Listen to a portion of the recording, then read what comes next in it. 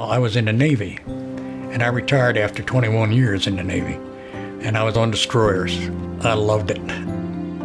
I started out as a fireman, FN, and I retired as a senior chief, which is an E8. Maybe 4 or 5 years ago, I'd get coughs. Nothing really bad, but they were a nagging cough, and it'd stay with me for a while, and I'd get over them and go back into doing it again, coughing later on. When I went and seen Dr. Tabor, that was one of the things she looked at close. That's when she came up, asked me if I would be interested in early cancer detection. And I told her, yeah, I think anybody would. A few days later, Mr. Johnson received the results of his tests. She was sitting down across from me and says, "You got cancer." I had lung cancer, but I also had cancer in both adrenal glands. And I've been in some scary positions in this world, and that scared me. It got my attention big time, because I had smoked for so many years. I would say probably close to 50 years I smoked. We're talking 3-4 packs a day. I was also a welder in the Navy, which doesn't help your lungs any. Welding is hard on your lungs too because of all the gases that you burn and breathe.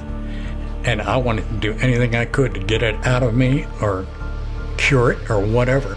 And also, I think I wanted to get rid of it too. Not so much for me, but for my wife. We've been together for a long time, but I didn't want to leave her alone. We went through MUSC, met Dr. Demlinger and Dr. Silvestri, and they explained all of it very well. And I think about 4 days later, I was in the hospital down there at MUSC being operated on. I think I spent 4 nights in the hospital, and then they would let me come home. And after that, it's just been going down there and getting checkups. And every time you go for a checkup, you get a CT scan, your lungs and everything else. And the last time we were there, both of them, those doctors were ecstatic because they could find no cancer in me whatsoever. And they told me that, and I really felt good. But, I had passed a milestone. I quit smoking probably a month before the operation, and I haven't had a cigarette since. And the funny thing is, I don't miss it after I smoked all those cigarettes all those years. As far as I'm concerned, they get an A1, and I would recommend them to anybody that is in the same boat that I'm in to get down there and talk to one of them people. Because once it's gone, then you don't have to worry about it as long as you don't go back to your old rotten habits like smoking and things of that nature. I'll be going back probably about every 6 months, roughly, until I hit a 5-year period. Once I hit that 5-year mark, and they'll go ahead and stretch it out to where I have to come back maybe every year to be checked to make sure it's still gone.